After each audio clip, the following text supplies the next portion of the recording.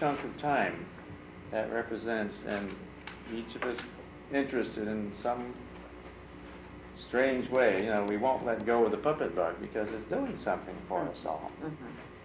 And I really felt like we were having a family portrait, a reunion of some kind. Yes. Well, that's certainly true. Poor Ellen.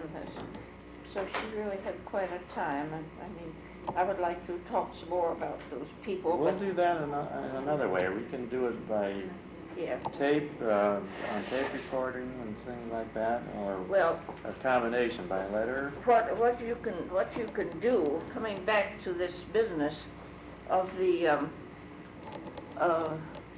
puppet collection, the puppet museum. If you come to pick up this stuff, if you can manage that somehow before too long, any time I think would be a good time, and when you could do it. I'm really anxious to get this stuff kind of placed so that I won't have to worry about it and have to worry about somebody else doing it. Because we could do oral tapes on this, and then for pictures we can show photographs of these people, of the puppets. So I was going to say that when you come to get this stuff and all, we know a little in advance, I'd be glad to do some tapes on it or whatever is necessary. It's a good idea to have the material on hand, and then it can be utilized in any way that's necessary. And I don't know how this is going to be used. Maybe it'd be one thing, maybe it'd be something else, but at any rate the material would be there. What I'm trying to do is just put it in a place where it can be reused in many ways. Yeah. It's like essential information and facts, and then people can come in and go through the file and put different things together. It's amazing. Little crumbs end up meaning something. Talking to Don George about 3 years ago in Seattle, I found out that Johnny Faust was growing up in Seattle besides Wisconsin. I didn't know that. And Michael Rourke grew up there. There are 3 people that I know that had some meaning for us. They were all in Seattle that we weren't aware of. No, that I didn't. And it's because somebody mentioned something once 20 years ago, and for some reason I remembered it. Later, I thought I forgot it. And Don George rang the little bell in my head. And I asked a question, and we have the answer. Frank Purser I'd known a good deal, well, since 1952. And the last 3 weeks of his life, he's telling me stuff that's absolutely brand new. Goodness. And I said, why didn't you tell me before? And he said, you never asked. Well, maybe one of the things to do is for people to ask questions. Maybe they just don't do that enough. There are a lot of things I didn't get to ask him, but I at least got some really exciting hints. And that's maybe just as well in a sense, because it lets us know that there's a lot more than what we see, even when we think we know it all. Yeah. And then you know that puppetry is very deep, that we never do see as far down as the roots go. That's why the tree doesn't fall over. Well, thank you, and we're going to have to get you over to the store in a little bit. Yes, that's right. A little bit. T-minus 2 minutes and counting. They're waiting Yeah, for it's just like the rocket ship launching. Yes. Well, I think our time the other day really was helpful to me. Good. Well, that's fine. Well, I'm sorry that I really should have done some work on this at home and got some of the dates and everything. But, No, it was wonderful. It really was wonderful. I appreciate it greatly. Well, Gary, once again, I gotta thank you for making this happen. Yeah. To give you a little background on what we've been doing, it's for years I felt it was really important to try to preserve something kind of to give people an idea of the personality of the puppeteer, because there's, on a lot of them, there's documentation of performance, and you can find written down some of the facts and figures and dates and so forth, but nothing that really gives you an insight outside of that into the personality of the people. So I kept saying for years, well, somebody ought to do this, somebody ought to do this. And so I said, yeah, somebody. Yeah, right. That's right. I'll give it a shot. So this is, you know, we're working with a non-existent budget, so we're just doing the best we can. But the main thing is to get something recorded, and we've been able to produce some nice finished interviews which are accessible for those doing research through the AV library. We did a nice 2-hour piece on Rufus and Margot Rose. Oh, yes. And it ended up, I thought, gee, it'd be nice to get a nice half-hour piece, and ended up being 2 hours. Wow. But, and on Mabel Beaton, and we've got the footage we shot here with Marjorie, and we've been able to interest other people working in audio-visual on a more professional level than we are in doing the same sort of thing. Marshall Katzman did a very nice piece on Frank Paris, and that's being donated to the archives. And Dan Richard in New York did a nice thing on Alice May Hall and Lillian Oppenheimer. Oh, yes. And so we're plugging away at it and taking really advantage of any opportunity we have to record things. So what would you like me to do? Well, it would be, I think, insightful to perhaps reiterate what got you started in puppetry and the influences you had and how you ended up in or becoming aware of P of A and your involvement there, Okay, and so forth. And you can capsulize it any way you like. Alrighty. Sure. And we can go ahead and start now. Okay, go ahead. Does it turn on? Yeah, it's rolling. Hi, folks. I'm on.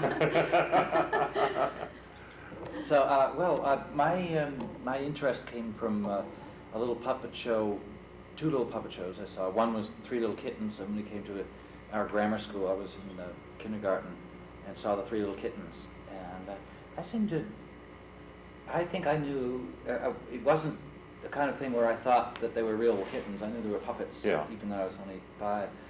But, and I just thought it was wonderful. And the 3 Little Kittens lost their mittens, and they rolled over, and all just little Steiff kind of puppets. That influenced me, or excited me. But then later, my F. Bailey's mother ran a children's school, and my mother built costumes and things for her pageants and things. And so we went to one of those things, and there was a puppet show there.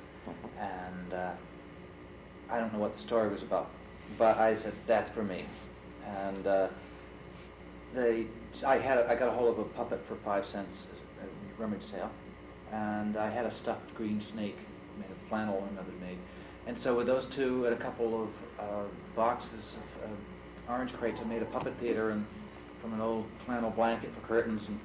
And we had a barn upstairs, 2 cents to see the puppet show, and I made 36 cents, a lot of money for 1942. Absolutely. And so that encouraged me. And so I was 8 then. My mother, for my 9th birthday, which was also Christmas, gave me, she went to the library and looked up the Punch and Judy story and wrote it in a book for me, and created Punch and Judy and the Hangman and the Ghost. Some of them I don't use anymore. But I dropped the Ghost. It scared too many kids. And I started giving puppet shows with that, and then so she started adding more stories until I finally had 12 stories and 70 puppets. And she built them all. She learned how to make puppets out of rubber, casting the rubber, and made really nice hand puppets. And then the next influence, I put myself through art school giving puppet shows at birthday parties, as a lot of people do. And the next big influence, I thought, about 1960, I saw a commercial for coffee. It was in Washington, D.C., it was Wilkins Coffee, but up in New England, there's La Terrain Coffee, and these little characters said, "Do you drink La Terrain coffee?" I says, "No." Boom!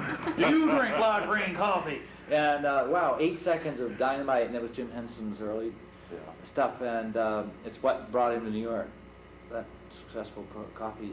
I've seen that clip. And so I said, now that's puppetry. I said, that's it, knock you right out of the seat.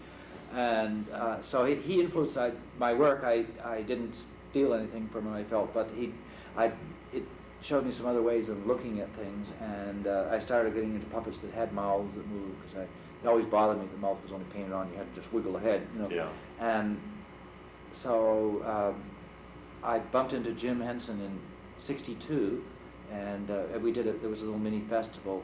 But it's about 1961. I tried to push my show through some gathering where all kinds of performers could demonstrate their stuff to the women's clubs, and that's where I met Johnny Sisson, one of the charter members of the Boston Guild, and he's quite an old fellow now. He's retired, but he's in his mid-70s, lives with his mother. Yeah. And she's 102. Anyway, he told me about Puppeteers America. I'd never heard of them. And so the next year, Gordon Bennett put on a puppet festival at his school in Sturbridge, Mass. And he let the New York Guild know, and lo and behold, even the Muppets showed up. And Muppets did 3/4 of an hour, the best show I've ever seen to this day. Yeah. That's '62 Mini Fest. And so I went to the '63 festival and had to sneak in. I had no money. I had $14 last for the whole week.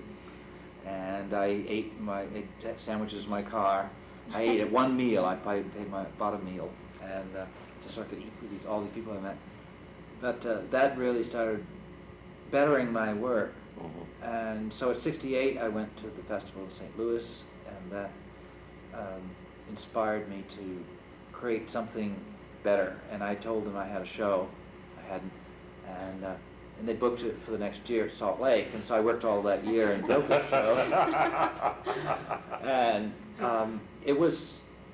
it had some interesting points, but basically it was a technical disaster. And I think it was probably a letdown of an evening for the average person who only saw this 1 3/4 hour show. It was for a whole evening. They should have another show. And but Jim Henson came backstage afterwards and said, I like what you were trying to do. And he said, would you like to come talk about the Muppets? I said, talk about them? He said, yeah, maybe work for me. I said, wow. I get up off the floor, and he said, I have in mind I'm going to build this very large bird, and it's a puppet you have to hold. You get right inside, but you hold it up over your head. And so I joined him, and right after that, by the way, I drove away from the festival. My van caught a fire and burnt to the ground and lost the whole theater and the whole thing. It was a rear projection. I had melded animation and puppetry. I tried to create a new medium where some of the backgrounds were in motion. So I had, for instance, a flying seagull. That was the most successful effect. And seagull started flying away. It was about this big, and the background just was an endless zoom, which I had learned to do on those fabulous animation standards I had use of. And it was a marvelous effect, and I think some shows to this day probably could really use that idea, though I was the only one who's done it, and I couldn't continue it because the theater, which took me half a year to build, burnt to the wheel, burnt to the ground. But at least I had that job, but since then, my whole involvement has been with Jim and his Muppets, and my own puppetry has sort of been waiting in the wings. And Picklepuss, who got me the job, because Picklepuss ad-libbed that, fortunately, in his desperation, because he was the fellow who was emceeing the show. It was called Picklepuss and His Friends, and thankfully he was able to be funny, and but he hasn't had a chance to do much since, because I've been busy with that stupid bird. Anyway, so we've had this is the new Picklepuss, and some people are very nostalgic about the original one. Not me. Well, I am. And he looks sort of like, I don't know if anybody ever saw Milton Halpert's little Mickey Mouse. He had a Mickey Mouse puppet from the 30s. It had been beat up, his ears were all raggedy. And that's what little Picklepuss looks like now, the original. And me, I'm brand new. And so Jim Krupa built this puppet. This man worked for Kermit Love.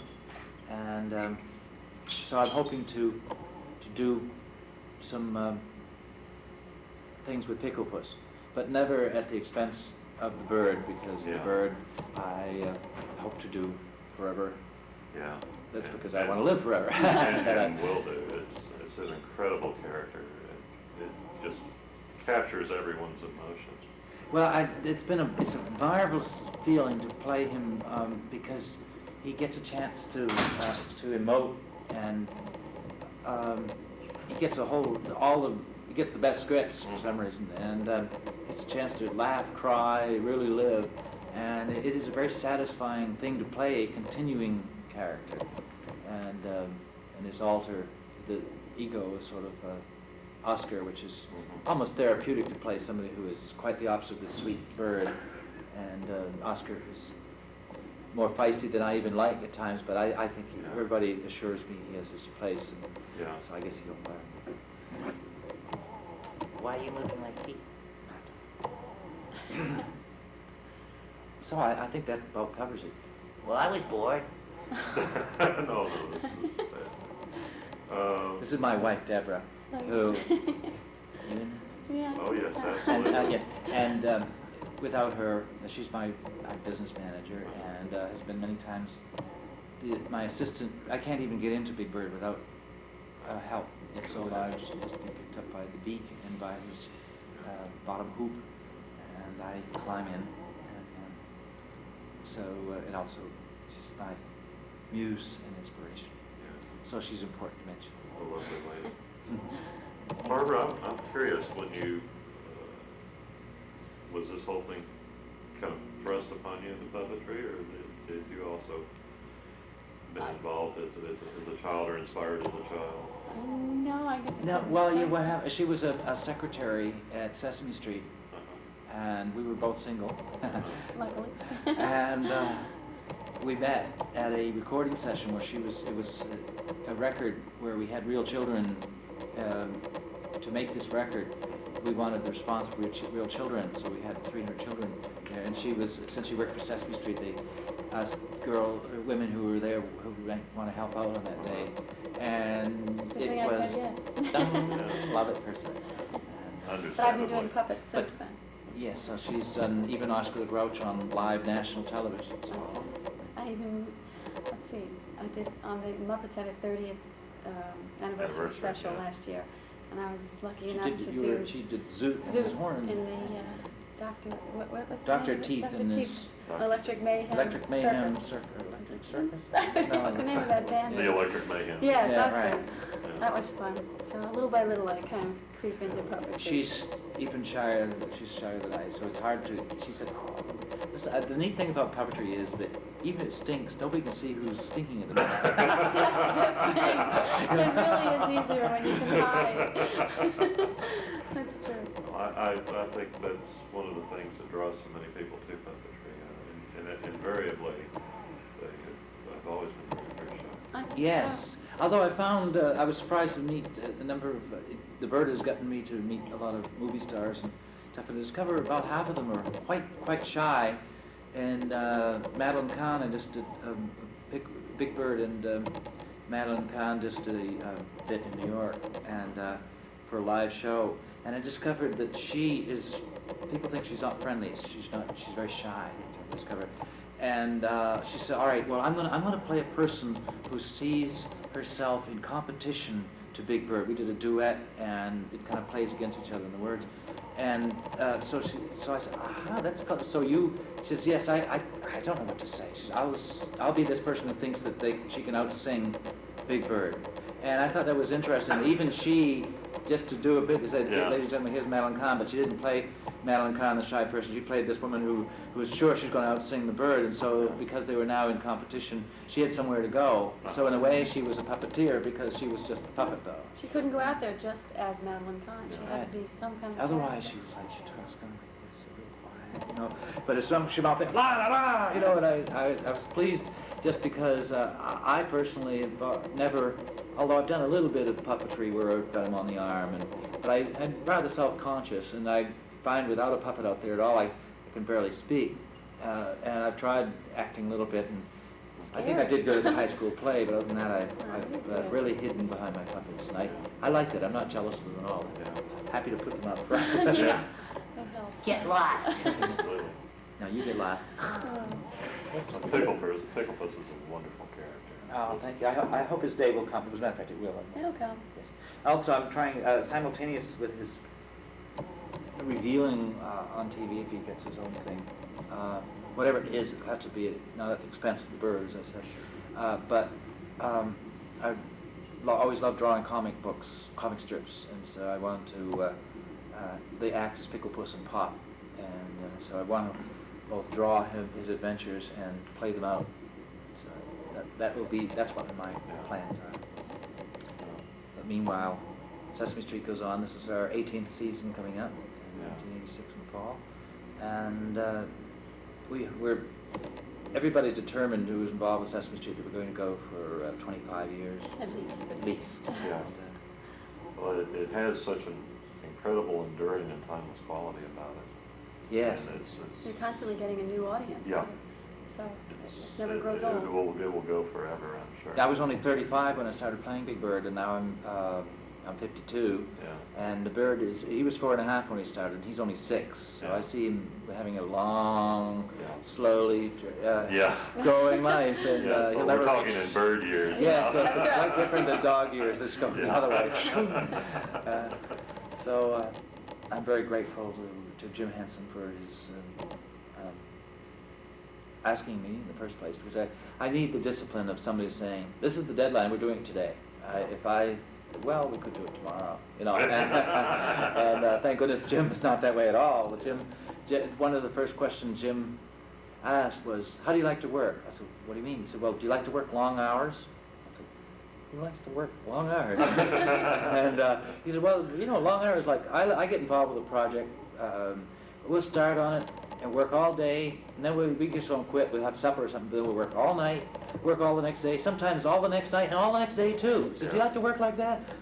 I said, well, no, not really. I love it when 5 o'clock comes, you know. Yeah. But anyway, I think I've met the demands. I think so. Yeah. And but Jim can't stop. That's his joy to work. Yeah. I think that's great for the world of puppetry. He has always got so many projects in the works, and he's constantly being inspired. Yes, he's like the great chess player who has a number of moves all in his mind yet to come. And Frank Oz is I would say the real heart of the Muppets is Jim and Frank. Without those two, the Muppets would really be a bit of a shell of what it was. And those two, and you could get rid of every one of the rest of us, and you still really have the heart of the Muppets. I beg to differ with that. But I really feel that, well, maybe the Bird, maybe. I know what you're saying. But I really feel, though, that the two men, it was Nirvana that they really created what we feel as the Muppets. And I'm glad to have had a chance to try to work up to their level. Another, I know, an important factor in the early years was one who was taken from us very early, and that's Don Solomon. Yes, his spectacular puppets. He was one of the all-time greatest puppet builders. There's something about the look. He's the one that gave Muppets the look. The basic Muppet look before Don's influence was Igor, the blue character, the very macabre thing, and the little characters that looked a little bit like Kermit, you know. Right. And but then the Ernie and Bert image was the creation of Don Sell, and that is the true, real Muppet look, I think. And he built the original Big Bird head. And Kermit Love should be mentioned. Great man, puppet builder, a man of the theater of many years. And he built the Bird and really created his physical entity. And now totally rebuilds him quite regularly and maintains him. He's like the father of the Bird, a doting father. A wonderful experience for me. He's been a guru and a teacher to me as well, and particularly in drama, the drama of the thing. Often I'd do a scene, and of course we get to do a scene 3 to 4 or 5 times, often with retakes, and he'd say, why don't you have him say, or bring it up on the end, or little dramatic things that I hadn't played it to that length, and he was right. He has very great instincts on that score. I learned a great deal theatrically from him, and so this has all been a growing experience. But I think every puppeteer will find probably every show they give is probably one little element, a little niche that adds to their all growth. the nuances. And one grows. An artist never finishes learning what his trade is, I think. Even although, for instance, Albrecht Roser, who's to me one of the greatest living puppeteers, he has given basically the same show for years, but even his show, everyone grows. And I can't say that it wasn't perfect when I first saw it, but somehow I just believe that that every bit of experience is a gem to add to one's theatrical crown or something. And young people ask me, I say the best thing to do, first of all, is if I hadn't been to the Puppeteers of America, I really wouldn't know very much of the scope of what puppetry can be. I saw only I'd never met another puppeteer until I was 27. Yeah. And I did it all alone all those years, and it was, in a way, I'm kind of glad I did it, because it suits my nature to be a loner that way. But it's been the greatest growth and discipline was to work with others and be forced to do it that way. Well, in working in a vacuum, and in essence, the person inventing their own approach to puppetry, they end up with their own unique and individual style. Yes, and it was good. I'm sure that part was good as well, too. But it was also good that I finally had the discipline that other people and people who name a deadline. Yeah. And I, for that score, I have absolutely no business sense either. So it's good that Jim is just as clever in business as he is in his art. So it's important too, because if he hadn't done that, he wouldn't have known how to make the characters reach as many people. Yeah. I mean, Sesame Street though was the real key opening for even Jim, as great as his stuff was. When I told some of my friends that I was hired by the Muppets, they said, "Who?" Yeah. And I said, "Oh, well, you've seen them." "Well, I don't know what they do." Yeah. And I would describe, well, there's a little fellow sitting there, a worm comes along and eats it, and pretty soon the next one, it's his nose, and that eats him. Yeah. And they said, "Oh, yeah, I remember it." But now, of course, you don't have to go through gestures to describe what the Muppets are. Exactly. And so Sesame Street was a boon both to Jim and all puppetry in a way, because the 60s, it was getting to be very difficult to sell any puppets. Television only wanted cartoons, and it was really an opening. Anything related to puppetry or dealing with puppets at that point, all the existing TV shows had all fallen by the wayside. Yeah. Yes. And there really was nothing on a national level taking place. The only negative thing is that a lot of producers only think that if it's television that they're that some people get quite frustrated and mention to me, other puppeteers, they say, well, your puppets don't look like the Muppets. Yeah. Well, of course, other puppets shouldn't look like the Muppets. No. That's a look that Sal and Jim invented, and people should create their own look. But it's unfortunately for the problem of the way other people are, they say, well, gee, if you make it look like the Muppets, maybe we'll hire you. And of course, it's not people fair that anyway. work within television are generally not exposed to the variety, and therefore all they know is they want to look like. Yes, right. And of course not all forms of, some puppets and puppetry don't translate well to television.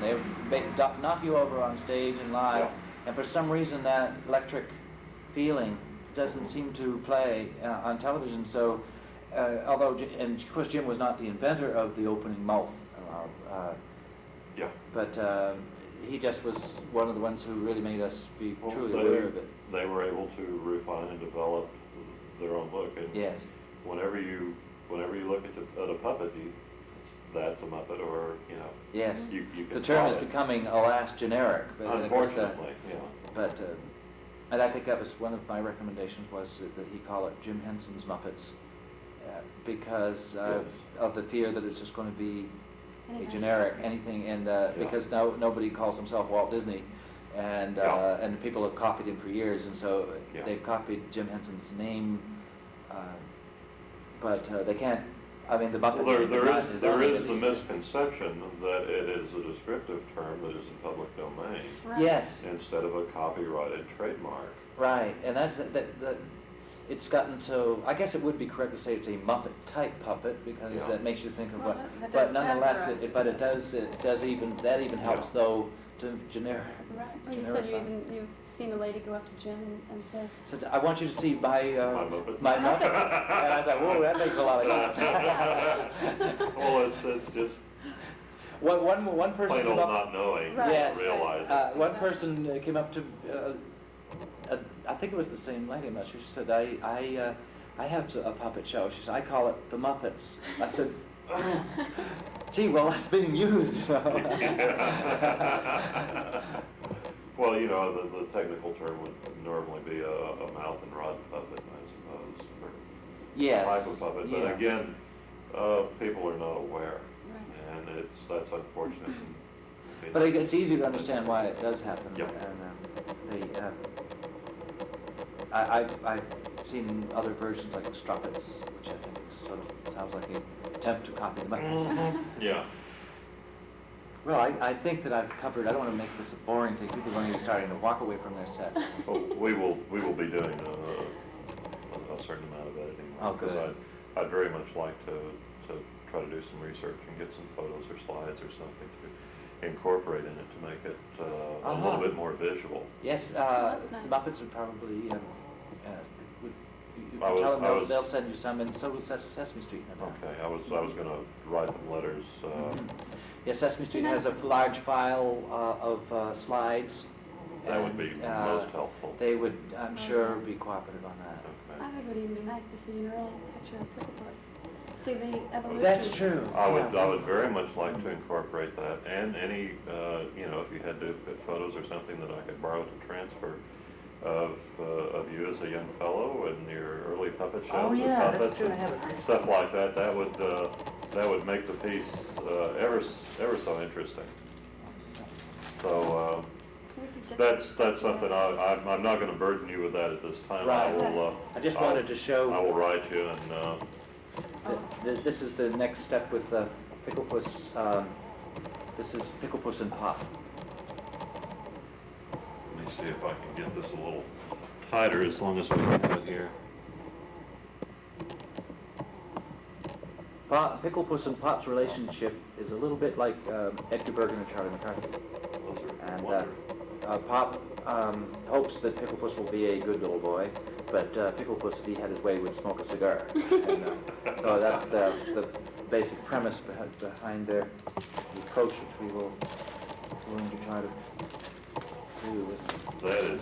That is wonderful. I think that's great. Well, thank you, Gary. Thanks for everything and taking the time, and I don't want to take any more of your time, or we're going to have to